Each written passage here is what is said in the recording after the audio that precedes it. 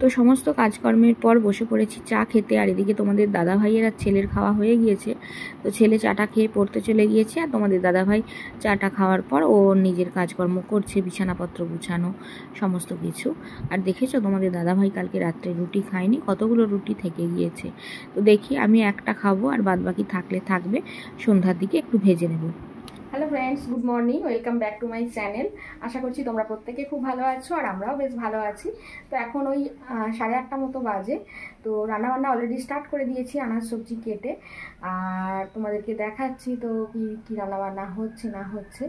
আর সকালবেলা চাটা খাওয়ার পর সমস্ত কাপড় জামা সব ধুয়ে শুকনো দিয়ে আসলাম। তো দিয়ে এসে তারপরে আনাজ সবজিগুলো কেটে নিলাম। শাশুড়ি মা আনাজ সবজি কেটে দেয়নি, কারণ ওনার একটু মনের মধ্যে প্রচণ্ড পরিমাণে রাগ আর প্রচণ্ড পরিমাণে জেদ, একটা মনের মধ্যে সবসময় ওনার মনের মধ্যে একটা ইগো কাজ করে। তো যাই হোক, উনি আমাকে আনাজ সবজি কেটে দিলেন, আমি নিজের মতো নিজে কেটে নিয়ে রান্নাবান্না করলাম। উনি আমার হাতে খাবেন না, তো খাবেন না যেহেতু আর ওনাকে আর কি বলার আছে, তাই না বলো। তো রান্নাবান্না করে রেখে দিচ্ছি, উনি নিয়ে খাচ্ছেন আর কি, আমার দেয়া বাড়া খাবেন না।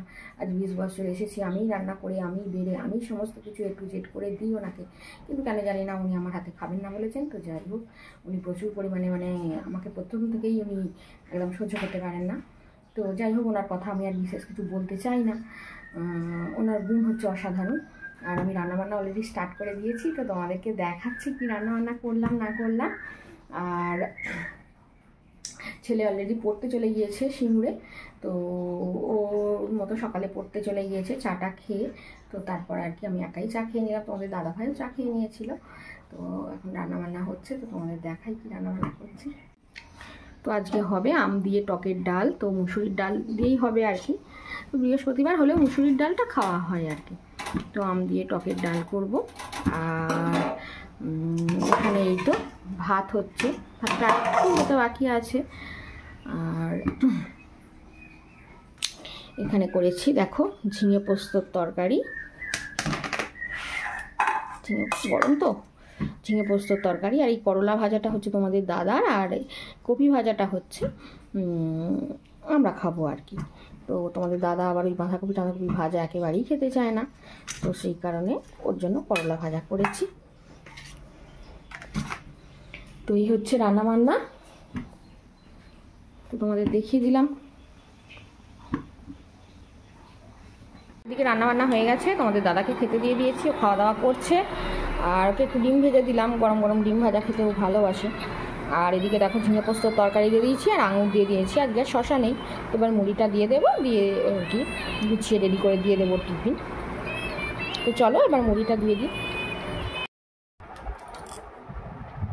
গুড আফটারনুন ফ্রেন্ডস, এখন 3টে বাজে, সরি 3টে এখনও বাজেনি, 3টে বাজতে এখনও 4 মিনিট মতো দেরি আছে।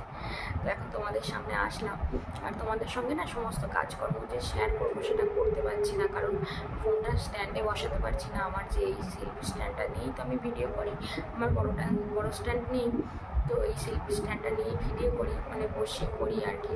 তো কিন্তু এই স্ট্যান্ডেরই একটা পা একটু ওই চেয়ারে উঁচু কিছুতে একদিন বসাতে গিয়ে ভেঙে গিয়েছিল, তো সেই কারণে আর বসে ভিডিও করতে পারছি না। তো কাজকর্ম সেই কারণে তোমার সঙ্গে শেয়ার করতে পারছি না, একটু কষ্ট করে মানিয়ে নিও। আর এখন খাওয়া দাওয়া হয়ে গিয়েছে, তো ছেলেও 2 জায়গায় পড়া ছিল, ও পড়ে আসলো, তারপরে আবার মুড়ি টুড়ি খেয়ে ও গিয়েছিল ওই যে বিশ্বাসবাবু যে পড়াতে আসেন সিঙ্গুর থেকে, যে মাস্টারমশাইয়ের কাছে বাবু ইংলিশ পড়ে আর কি, আমাদের ঘোষ পড়াতে আসে। তো ওনার কাছে আবার ওই যে প্রোগ্রাম আছে বসন্ত উৎসব, তো গিয়েছিল আবার ওখানে, কারণ উনি পুরো দায়িত্বটাই আমার ছেলের ওপর, পুরো প্রোগ্রামের দায়িত্বটাই আমার উৎসবের ওপর উনি দিয়েছেন। উনি আমার উৎসবকে খুব ভালোবাসেন। আমার উৎসবের দেখো আমি আর ওর বাবা যে আপন মানুষ, আমরা ছাড়া ওরা সত্যি কথা বলতে কেউ নেই। তো আমার তো নিজের ভাই বোন কেউ নেই, তোমরা তো জানোই। আমার বাবা মায়ের তো বয়স হয়ে গেছে, তোমরা তো দেখেইছো। তো সেই কারণেই উৎসবের আমার কেউই নেই ওর আপন বলতে, মা বাবা ছাড়া। তো মাস্টারমশাই মাথার উপরে ভগবানের মতো দাঁড়িয়েছেন আর কি। তো আমার বলতে বলতে চোখে জল এসে যাচ্ছে, উনি খুব স্নেহ করেন আমার উৎসবকে,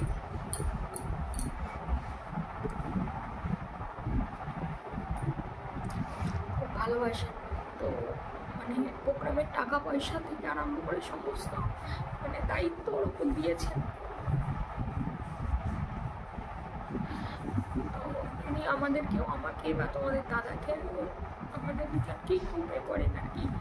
দাদা দিদিমণি খুব আমাদেরকে ভালোবাসেন আর কি। উনি আমাদের বাড়ি আসেন, মাঝে মধ্যেই আসেন। তো ঈশ্বর যখন কারোর কেউ না থাকে তখন ঠিক কাউকে না কাউকে পাঠিয়ে দেন, তাই না? তো উনি ওনাকে মানে আমাদের মাথার উপর ছাতার মতো পাঠিয়ে দিয়েছেন। তো যাই হোক, কোনো মানুষ যখন সত্যি নিঃস্বার্থভাবে যখন কিছু করে না, সত্যি তার প্রতি কৃতজ্ঞ থাকাটা আমাদের দরকার, তাই না? তার সঙ্গে যদি কৃতজ্ঞ না থাকি, সেটা হবে বেইমানি, অধর্ম করা, তাই না? তো উনি খুবই স্নেহ করেন আমার উৎসবকে, খুব ভালোবাসেন। তো সেই কারণে আর কি একটা প্রোগ্রামে কত টাকা পয়সার দায়িত্ব, সমস্ত টাকা পয়সার দায়িত্ব উনি আমার ছেলেকে দিয়েছেন।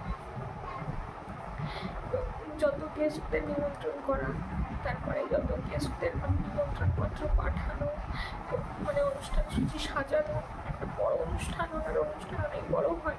তো আমরা তো যাবো, নিশ্চয়ই তোমাদেরকে দেখাবো। তো উনি সমস্ত উৎসবকে দায়িত্বটা দিয়েছেন, এতটাই স্নেহ করেন। মনে করো একটা ক্লাস 11 পড়ছে, এখন 11-এ ওঠেনি, তো সেই ছেলেটাকে একটা প্রোগ্রামের দায়িত্ব দেওয়া মানে একটা ছোট কাজ নয়, তাই না? উনি কতটা ভালোবাসেন, তবেই তো দিয়েছেন, তাই না? বলে যাই হোক, আবার যাবেও 4টের সময়। ওখানে প্রত্যেক ব্যাচে গিয়ে টাকা পয়সা কালেকশন করা, তারপরে সমস্ত সব গেস্টরা আসছেন, মানে গেস্টরা বলছি রুমার, যারা যেমন নাচের রুমার একজন আসছেন, একজন গানের জন্য পূরণ করাচ্ছেন, তিনি আসছেন। তো তাদের সমস্ত সব মানে আপ্যায়ন করা, মানে একটু চাটা খাওয়ানো, করা। মাস্টারমশাই এসে আমাদের বাড়ি থেকে তখন খোলা পাননি, তো আমি আমার চাটা করে মাস্টারমশাই দিয়ে গেলেন আর কি। এরকমটাও করেন, করি আর কি। যদি এই মানুষটা আমাদের জন্য নিঃস্বার্থভাবে করছে, আমার উৎসবের মানে সমস্ত দায়িত্ব উনি নিয়েছেন। দেখো, টাকা পয়সা দিয়ে সাহায্য করাটাই তো মানুষের কাছে বড় সাহায্য। একটা বাচ্চাকে সঠিক পথে পরিচালনা করাও একটা বাবা মা ছাড়াও একটা মাস্টারমশাইয়ের একটা ইয়ে থাকে। তো তিনি ওটা যে করছেন, এটাই উনি পর আমার কাছে প্রাপ্তি। আমি এই দিন কখনো ওনার সাথে করতে পারবো না, তবে যতটা পারি মাস্টারমশাইয়ের এ করার চেষ্টা করি। তো যাই হোক, এই হচ্ছে ঘটনা।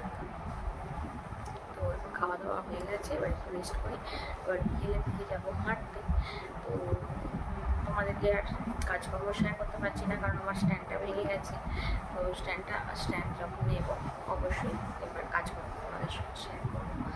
তো এই হচ্ছে ব্যাপার।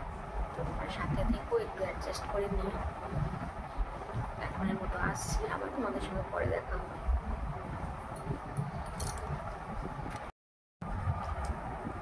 এখন 4টে মতো বাজে, আর এই তো এবার কাপড় জামাগুলো ছাদ থেকে তুলে নিয়ে আসবো এক এক করে।